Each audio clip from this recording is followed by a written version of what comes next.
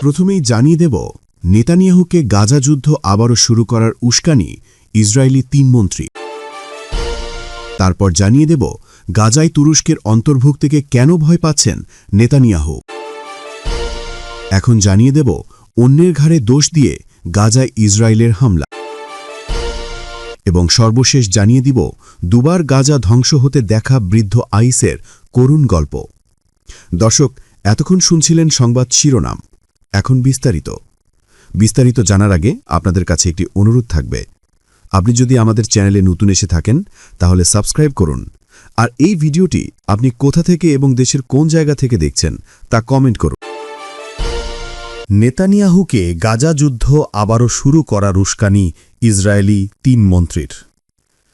Israeli প্রধানমন্ত্রী Benjamin নেতানিয়াহুকে গাজার আবারও যুদ্ধ শুরু করার উস্কানি দিচ্ছেন ইসরায়েলের বিভিন্ন মন্ত্রী। আজ রোববার সকালে গাজা জুড়ে বেশ কয়েকটি ইসরায়েলি বিমান হামলার পর এই উস্কানি দিতে শুরু করেন তারা।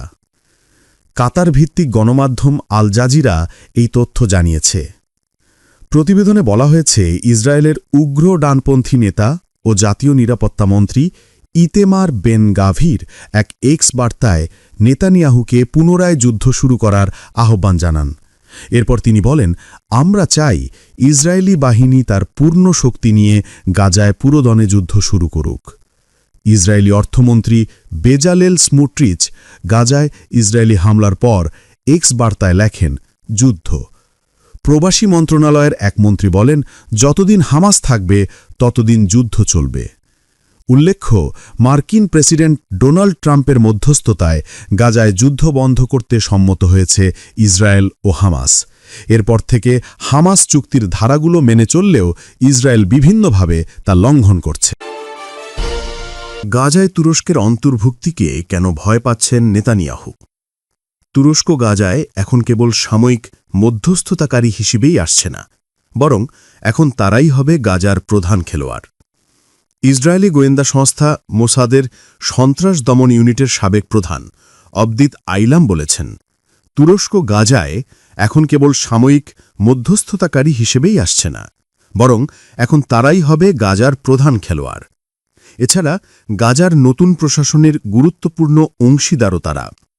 গাজায় যুদ্ধবন্ধের চুক্তির সময় তুর্কি ভূমিকার প্রতি লক্ষ্য রেখেই তিনি কথাগুলো বলেছেন। তুরস্ক সম্প্রতি এই সমস্যা সমাধানে যুক্ত হয়েছে। এর আগে গত ২ বছর ধরে কাতার ও মিশরই সমঝোতার চেষ্টা করে আসছিল, তবে তুরস্ক এতে যুক্ত হয়ে নিজেকে প্রধান আসনে সমাসীন করে নিতে সক্ষম হল।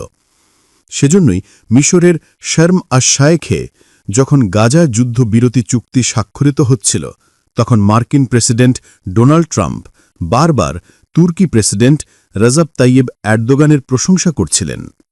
ওয়াশিংটন ও আঙ্কারা মাঝে এই স্পষ্ট মাখামাখি আরও নির্দিষ্ট করে বললে, ট্রাম্প ও এরদোগানের মাঝে এমন সম্প্রতি দখলদার শক্তির মাঝে একটি অস্বস্তি তৈরি করেছে।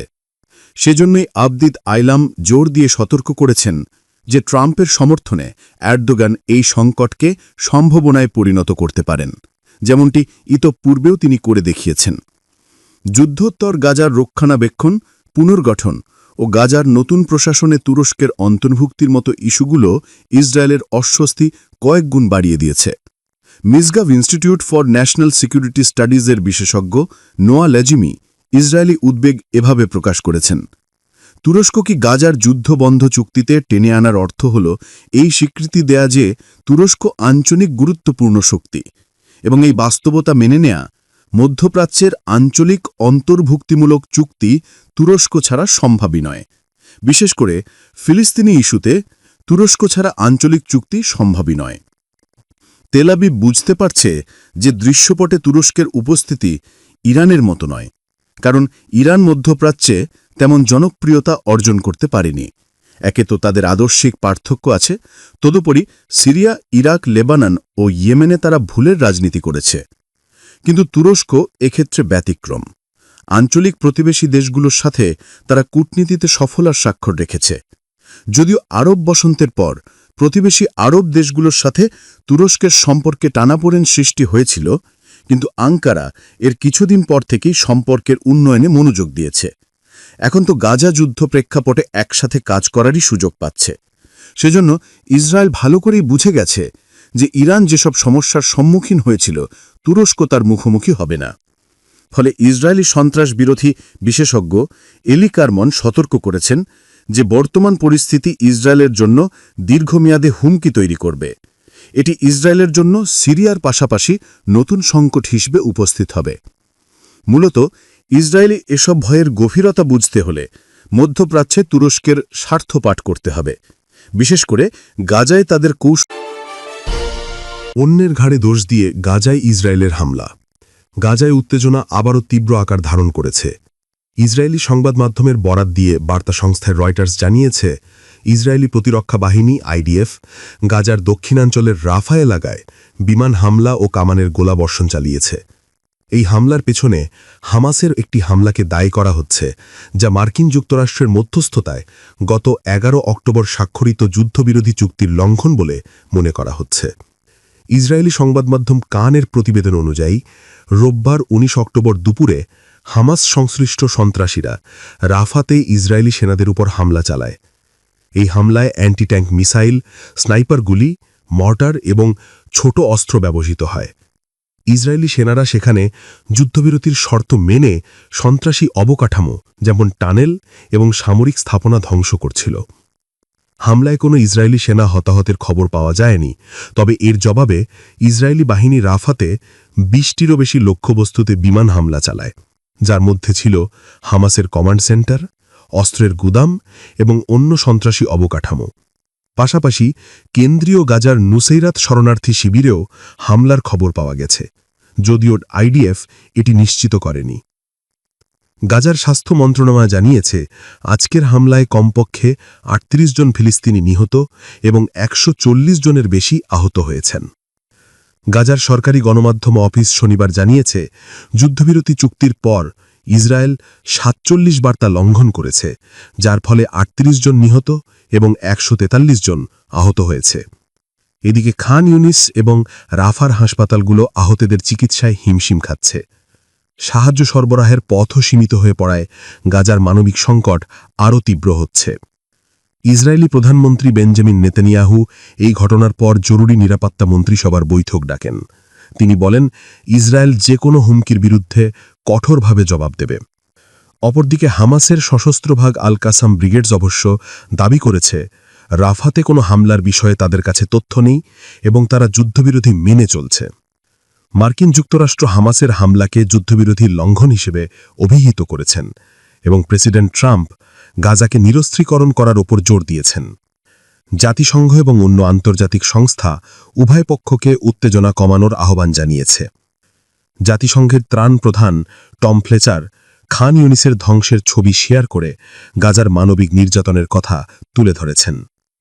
এই যুদ্ধে এখন পর্যন্ত 70,100-র বেশি মানুষ নিহত হয়েছেন, যার মধ্যে গাজার স্বাস্থ্য মন্ত্রণালয়ের হিসেবে 68,172 জন ফিলিস্তিনি এবং ইসরায়েলি পরিসংখ্যান অনুযায়ী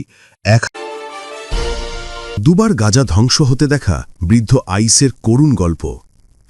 গাজায় যুদ্ধ শেষ হয়েছে, তবে ধ্বংসলীলা সর্বত্র ছড়িয়ে আছে। এরই মাঝে বাঁচার জন্য প্রাণপণ চেষ্টা করে যাচ্ছেন ফিলিস্তিনিরা।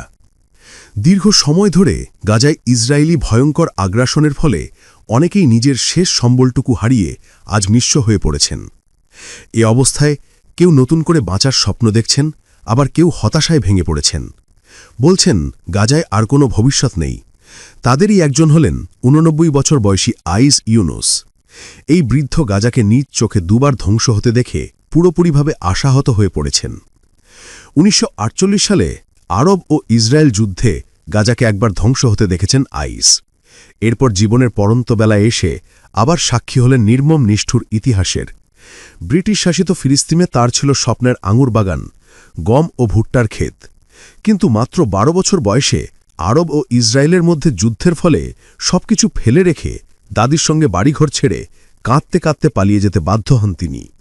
এই বৃদ্ধ বলেন, ওই সময় তার পরিবার বারবার অঞ্চলে বসবাস করত, কিন্তু ইহুদিদের সঙ্গে যুদ্ধ করার মতো তাদের শক্তি না থাকায় জীবন বাঁচাতে বাড়িঘর ছেড়ে অন্যত্র পালিয়ে যান।